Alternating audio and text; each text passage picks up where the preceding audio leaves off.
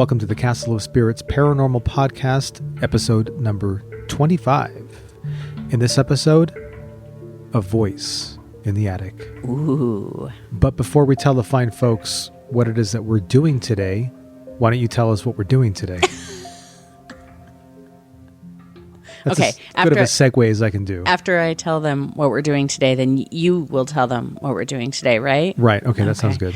So Vince and I decided that because this is our 25th episode, our podcast is now a quarter of a century old. Isn't this but not really. This is the silver anniversary, right? Okay, sure. Yes. And we decided to come out of the paranormal closet, so to speak. No, what is this all about? The castle has many closets, and I guess you could say we're coming out of one of them. So what Vince and I are going to do today is admit guilt. We're going to admit guilt, and we're going to read you one single story today. And the reason we're reading you one single story today is because it's really freaking long. So that's all we have time for. Before you all tune out already, it's also really freaking good. It's on... If I may say so. Yes. It's on the spookiest stories of all time collection in the castle. And we didn't put it there. It has been there for time out of mind. So it's been there since the early 2000s. So, that was Rowena Gilbert's decision. Yep. And I, for one, am honored by that decision. If you get the original, the builder of the castle, well, I mean, what did she say? Let's tell them what this is all about. What is it that we're sharing with them? Well, today we're going to read you A Voice in the Attic. And if you've ever read this story since we've been the keepers of the castle, you might notice that it says it's written by Vince and Jane in Utah, USA, May of 2002. I think I know them. Vince, did you know? Our names are Vince and Jane, and we live in Utah. That's right. And did you know that you and I wrote that story together? I did know that. I don't know that many of our listeners knew that, though. And without further ado, I think we should read it. Let's do. All right. A Voice in the Attic, submitted by Vince and Jane, Utah, USA, in May 2002. There was an old farmhouse that, until it was torn down a few years ago, stood in the middle of a 3-acre plot of land in Afton, Wyoming. At the time, the land belonged to my wife's grandparents, who had purchased the otherwise barren expanse in the spring of 1982 with the intent of building a home on the northwest edge of the property, closest to the main road. The home was built, the perimeter fenced, and the rest of the land kept for the horses they owned. After toying with the idea of renovating the 60-year-old farmhouse and turning it into a guest cottage, they decided against it and now only used it for additional storage space. In the summer of 1997, my wife and I received an invitation from her grandparents to spend a few days at their home, and so we packed our overnight bags and made the 3-hour drive from our home in Utah, looking forward to a weekend spent taking in the rustic scenery and relaxing. For the record, I have always had a fascination with the paranormal, but my interests have been rooted in its more mundane aspects: horror movies, scary novels, and the occasional worthwhile TV documentary.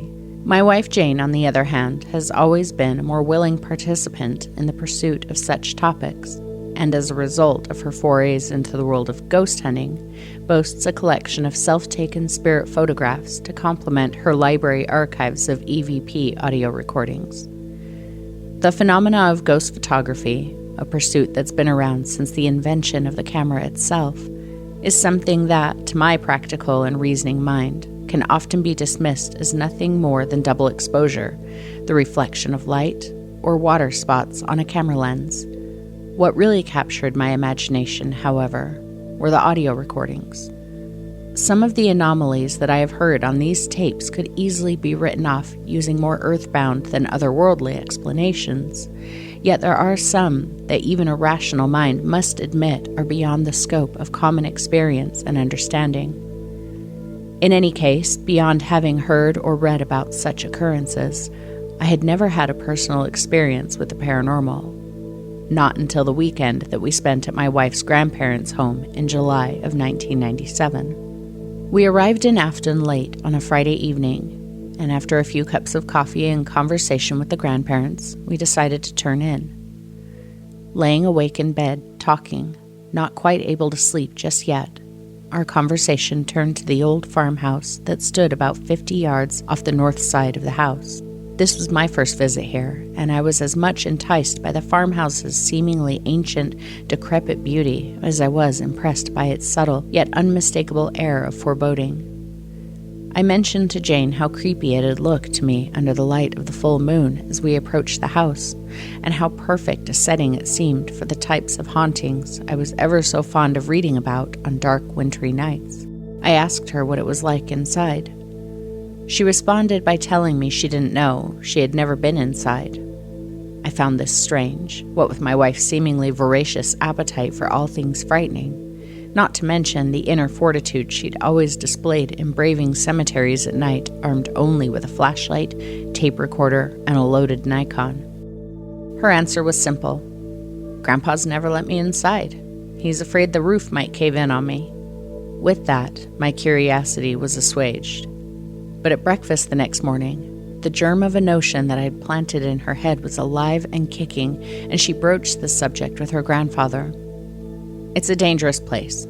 There's bats in the attic, and I don't want you poking around in there, was all he would say when asked about it, attempting to turn the conversation from the subject at hand by asking if we wanted to ride the horses after breakfast. You have to know my wife the way I know her to understand that this would not satiate her curiosity. And you also have to know how persistent she can be to understand my mild shock when she simply let the subject lie.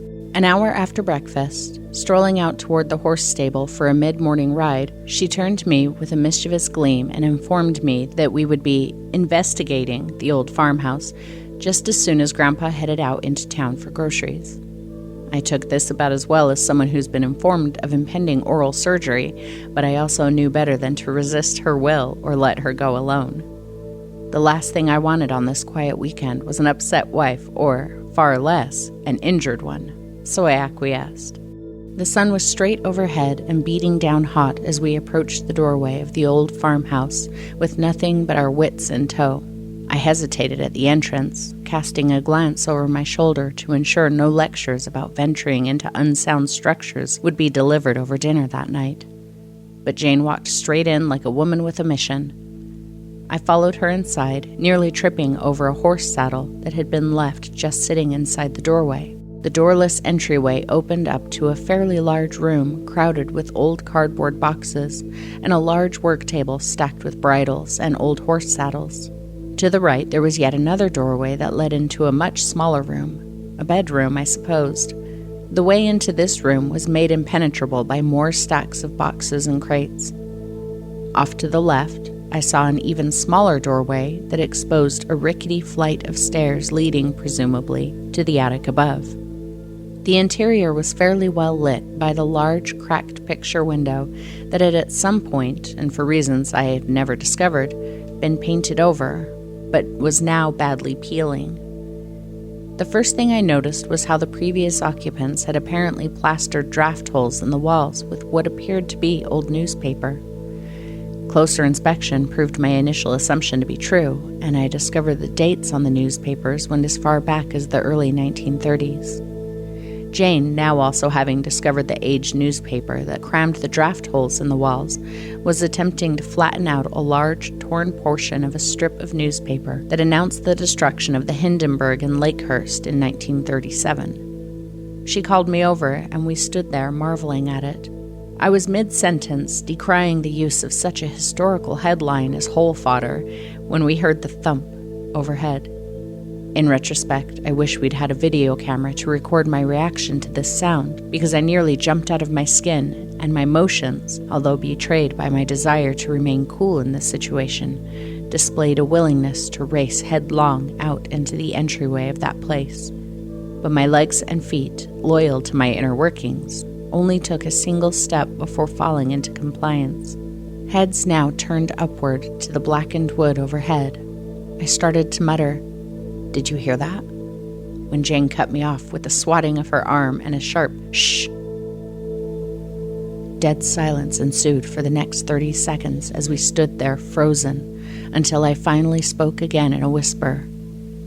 "Could be the bats your grandfather warned us about. Let's go." But she would not be moved. Her will would not be shaken. I was about to fire off some crack about the woes of having a ghostbuster for a wife when it came again. This time more distinct, not directly overhead, but further toward the back of the structure, as of something in the far corner of the attic above our heads. Bats fly, I thought to myself. They don't walk, and they certainly don't lay heavy footfalls in their wake. Immediately, our heads turned toward the doorway on our left, the doorway leading to the short flight of steps into the attic. I asked her if she thought it could be a cat, or a bat finally given up the ghost of hanging upside down from a rafter in 100-degree temperatures, but the silence of her response only served to shake me up all the more when it came a third time, actually loosening dirt from the rafters and punctuated by what I can only describe as a dragging shuffle on the floorboards overhead. That was enough for me. I took hold of Jane's arm and gave a firm tug. Let's go. But I know my wife, and I ought to have known better than that. Eyes still fixed on the first 3 steps leading up to the attic, head cocked sideways in an almost comical manner, straining to hear, she whispered, "It sounds like there's someone up there." Now, I don't know about most people, but I don't do well with declarations such as those, under circumstances such as these. Anything bearing an even remote similarity to the typical Fright Fest dialogue of, "They're coming to get you," or, heaven forbid, "They're here," and I'm a running fool with feet flying out ahead of me like a leaper over hot coals. But I suppose that I would willingly trade bearing sole witness to any of those proclamations in exchange for what we heard next, which is something that my rational mind still grapples with, something that if I live to be 100, I will never, ever forget. The voice was soft and low, muffled by the rafters and the overhead floorboards that separated us from the attic, and it called the words, "David, is that you?" One moment we were in that dark, stuffy farmhouse.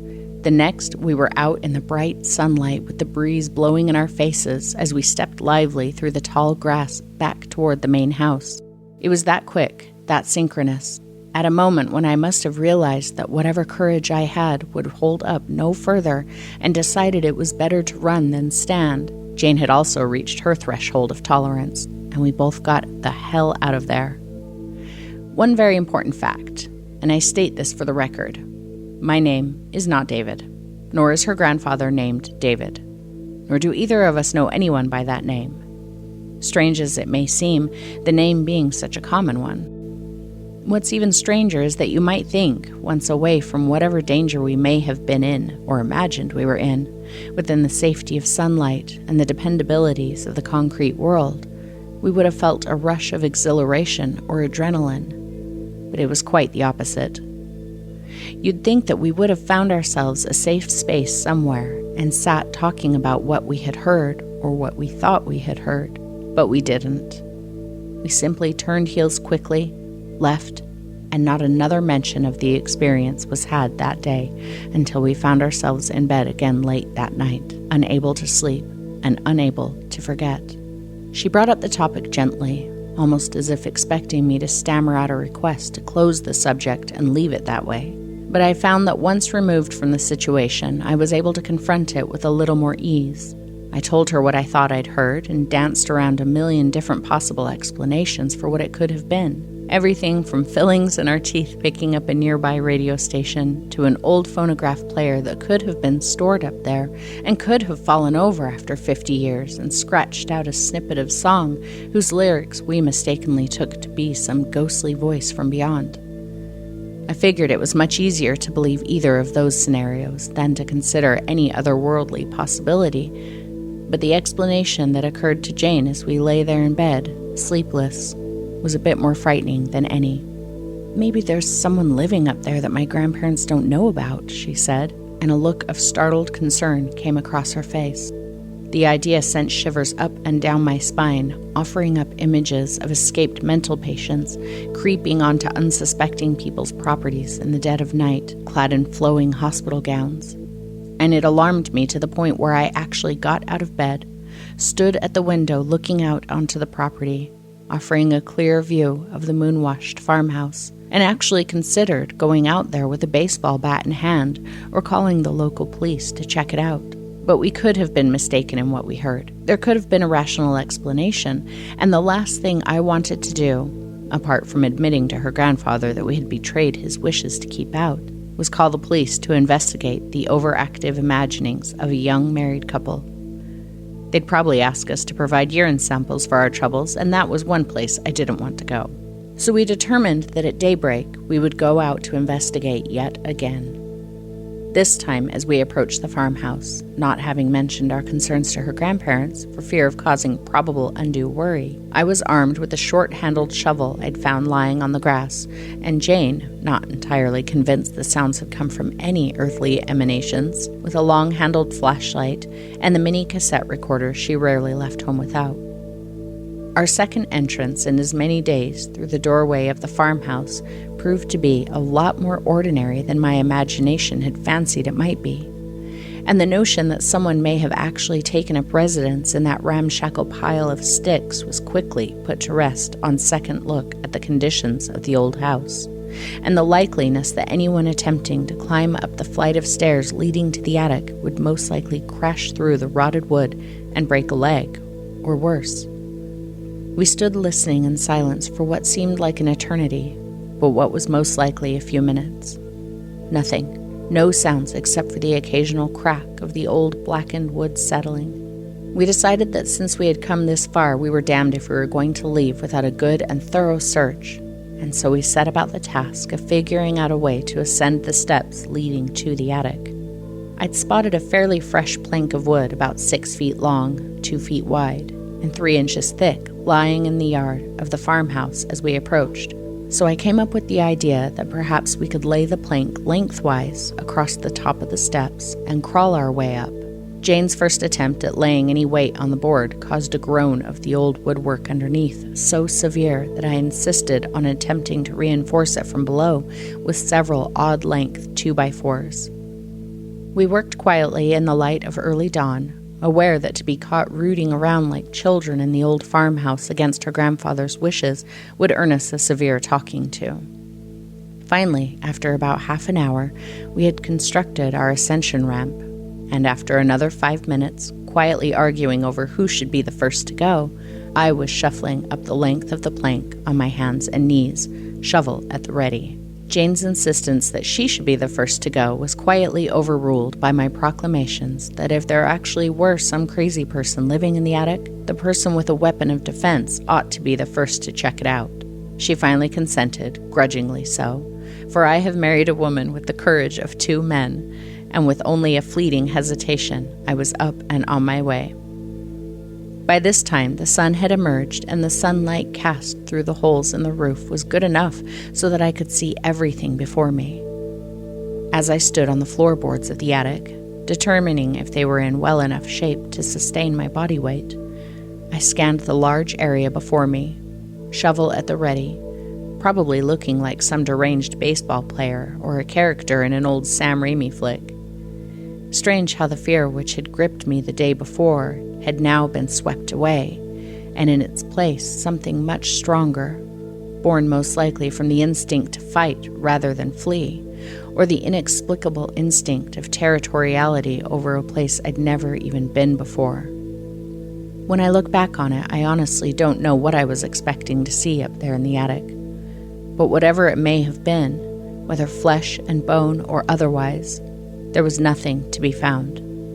Only the time-ravaged, weather-worn leftovers of the previous tenant's storage, which amounted to nothing more than a severely rusted bed spring, an equally old mattress leaning askew against the near wall, a scattering of empty crates, and a decrepit rocking chair that sat in the farthest corner of the attic facing the wall. I stood there, staring at the back of that chair, until Jane's voice directly behind me startled me out of my daze. "So much for your phonograph theory." I turned around to find that as I'd stood there taking an inventory of the space before me, she had made her way up the plank and into the attic with me. She was aiming the beam of the flashlight and scanning every inch of the attic space before us. I followed its movement and acknowledged the absence of any overturned phonograph player that I dreamt may have been responsible for what we'd heard. So much for our stranger in the attic theory, I added, motioning to the inch-thick layer of dust that covered every visible square foot of the floorboards. If anyone had been in the attic, it was a long, long time before we had ever arrived. I'm not sure how long we stood there, but it was long enough for the two of us to determine that our notions, my notions, of homeless squatters or escaped mental patients seeking shelter, or bats for that matter, were completely unfounded. As we turned to begin our descent back down our makeshift ramp, Jane stopped and fished a blank cassette out of her pocket and inserted it into the recorder.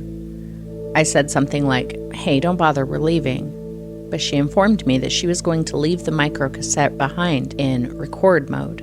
She set it down on one of the floorboards just inside the attic entryway, just to satisfy my curiosity, she said, and we left. We never did fess up to what we had been up to that day or the previous day when having dinner with Jane's grandparents later that evening, nor did we tell them about the sounds we'd heard or the voice we thought we had heard.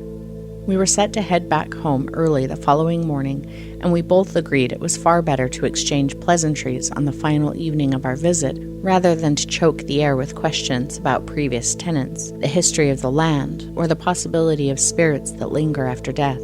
According to Jane, things like that didn't go over too well with her grandfather, who was, she said, in his youth as well as in all the time that she had known him, more practical-minded and rational than I ever was. Coming from Jane, I took this as a compliment. We realized that in order to retrieve the cassette recorder Jane had left behind, we would not only have to brave the rickety ramp of our invention once again, but we'd also have to make it out there early enough so that her grandparents wouldn't see us. We also decided that it would be best to take apart the makeshift ramp, lest proof of our actions be discovered. So we resolved to wake up half an hour before dawn and sneak out to the old farmhouse one last time. When we got there, this time stepping our way through the dark with the aid of Jane's flashlight, everything was just as we'd left it. No signs of any ghostly disturbance, no violently overturned boxes, no footprints in the dust, other than those we'd created ourselves. I cautiously but hurriedly crawled my way up the wooden plank, reached a hand into the darkness and retrieved the cassette recorder, which was in the exact same place Jane had left it the day before. We quietly removed the reinforcement 2x4s and sat them on the wooden floor in a neat pile, followed by the 6-foot plank itself, which came easily enough and which we leaned against the inside wall. I was just setting about the task of patting the dust and dirt from my pants legs when it came again. The same sudden, sharp thump that we had heard 2 days prior. My first thought was that Jane must have heard something moving up there before the thump sounded, because when I looked at her, her head was already turned upwards and her eyes were fixed on the attic entrance directly above us. My eyes followed her stare and I looked up, but there was nothing discernible in the darkness beyond the threshold. This time it was Jane's turn to speak first, and she began to ask me if I'd heard it too, but her words broke off when another thud, this time more jarring than the first, almost violent in its force, sent a fistful of dust shooting from the rafters. The horrible, sickening, shuffling sound came next, and the image that entered my mind was that of someone or something dragging itself across the floor, almost directly over our heads, approaching the attic entry. This time, there was no resistance, no arguments to be put up against turning tail and leaving that place behind us for good. In an instant, the two of us were stumbling through the dark toward the front entrance, and within 5 seconds, we were back out into the cool pre-dawn air. But in the cage of memory, instants can sometimes stretch the length of an eternity, and impressions can sometimes last a lifetime. For as we passed through the doorway of the old farmhouse for the last time, we heard the voice again, this time much closer, coming from atop the attic stairs where we had stood only seconds ago. this time much clearer, raspy, nearly gravelly, calling after us. And the words it said were, "David, I saw you." In the time it took to clear half the distance between the old farmhouse and the grandparents' home, a mere 50 yards, I had managed to regain most of my composure and had slowed my trot to a brisk walk, though still casting furtive glances over my shoulder, ensuring my rational self that all was good, all was well in the world, and that nothing had taken up chase. Crazy thought, I know, but it was one that occurred to me, and I wouldn't be surprised if it had occurred to Jane as well, despite her outward calm demeanor. Jane had stopped about 10 feet short of her grandparents' back porch and was studying the micro-cassette recorder closely. "It was turned off," she said, "halfway through the tape, as if someone shut it off on purpose." I tried to reason that maybe the batteries had run out, but she quickly dispelled that notion when she pressed the rewind button and it kicked immediately into life. It only took a few seconds for the tape to reach the start of the spool, and just as she was about to press the play button, the back door of her grandparents' home swung open, and Grandma Perkins was standing there in her morning robe. "What are you two doing up so early?" she asked. "Just saying goodbye to the horses," Jane replied in a calm fashion, and within seconds we were back inside the house where the smell of brewing coffee awaited us.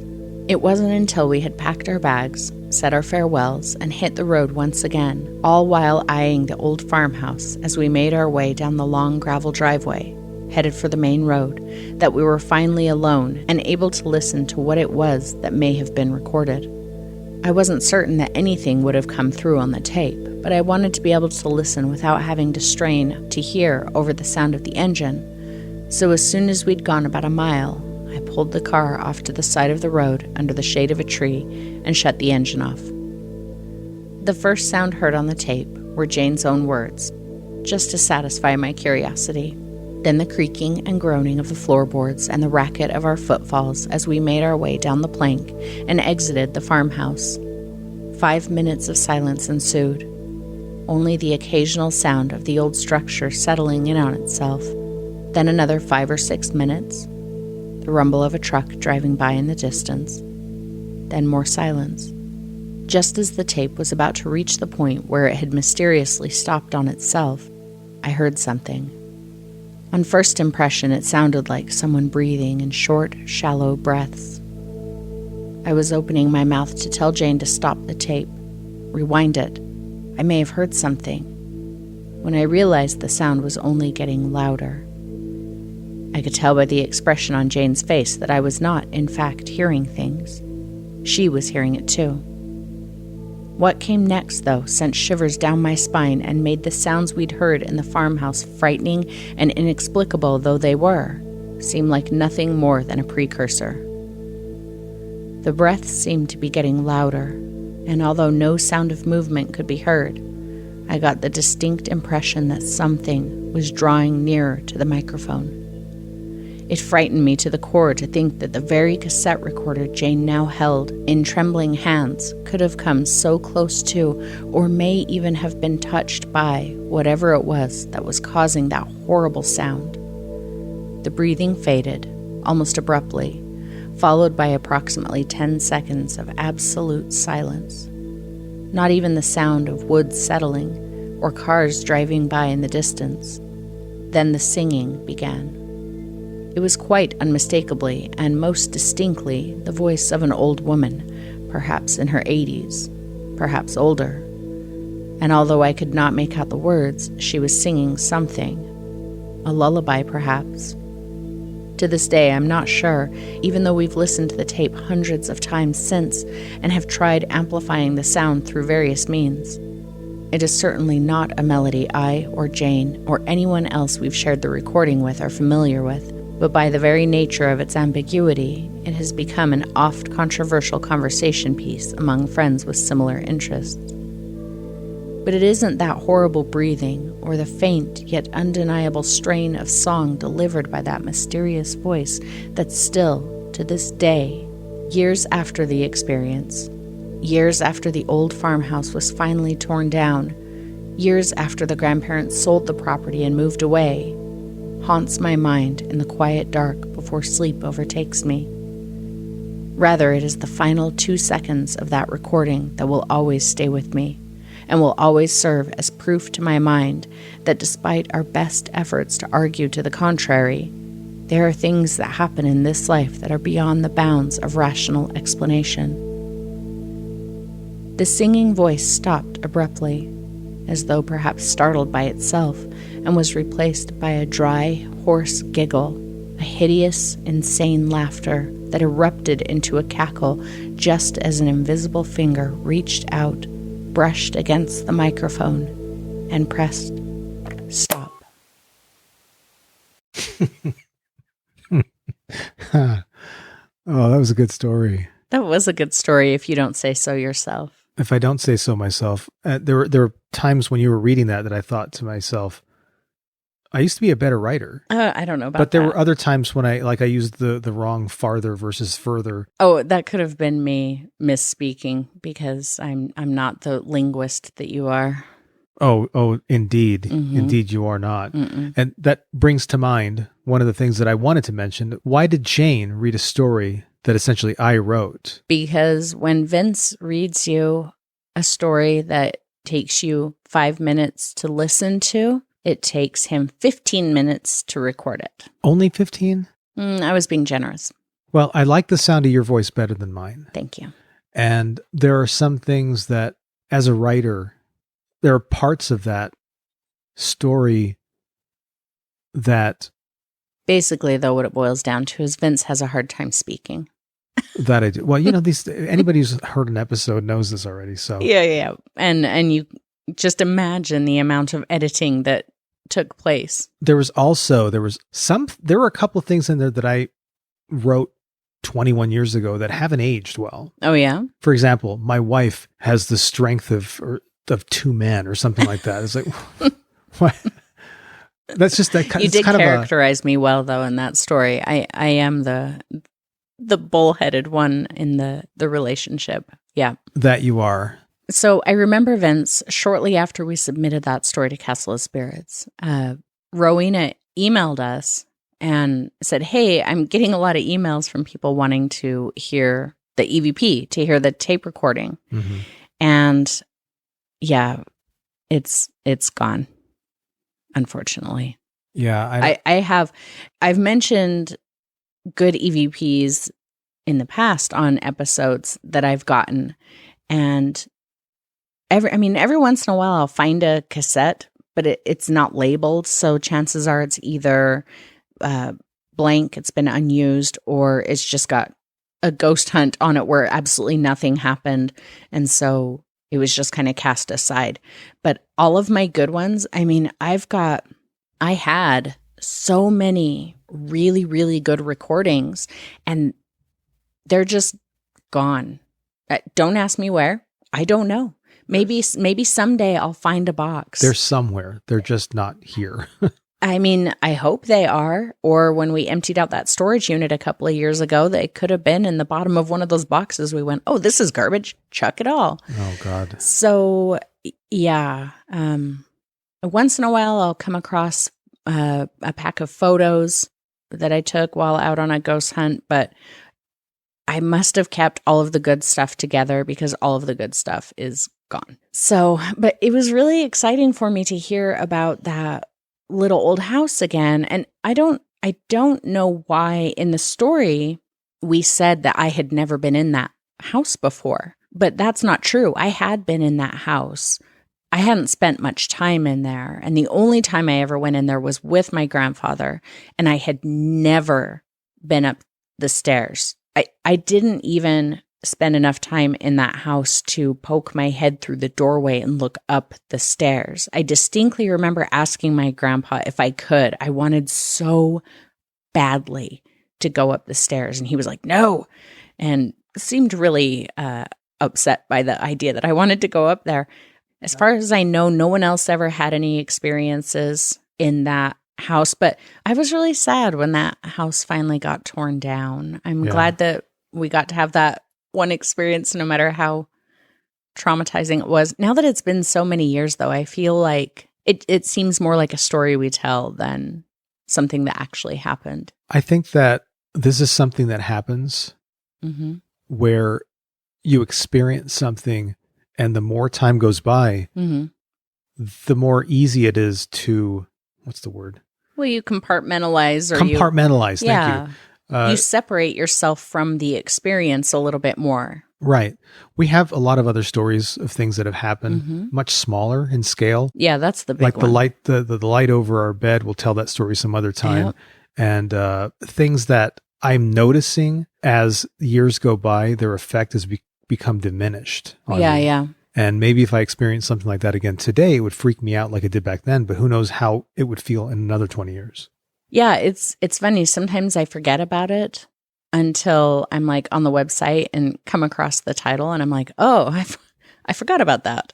But yeah, I think about that. I think about that house quite often, and I do credit that house as being what got me started on my love for abandoned houses. Oh yeah, I can see that. It's not something I've talked about in the podcast, but I have this deep fascination with abandoned houses. A lot of that shows up in your artwork. Yeah, I paint a lot of abandoned houses, and I'm pretty sure it's that house that did it for me.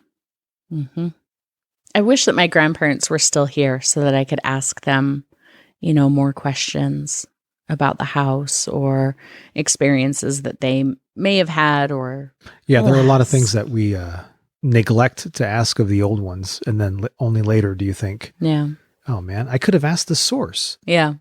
So the moral of this story is ask the people in your life questions And write them down, and write down the answers. as we have with our story. Friends, if you have ever had a similar type experience, especially in an attic, especially in an abandoned house, friends, there might be quite a lot, but there will never be enough abandoned house stories for me on the website. So if you have any great stories of, exploring an abandoned house and having something creepy, freaky, otherworldly, paranormal happen to you, we want to know all about it. So please go to castleofspirits.com/submit and tell us your story. What? Huh? Oh, what's that? Oh God, the music's back. Yep. It tells us when we've overstayed our welcome. So Right. The ghosts are hungry. It's time to feed them. So I'll feed you, my darlings. I'll feed you.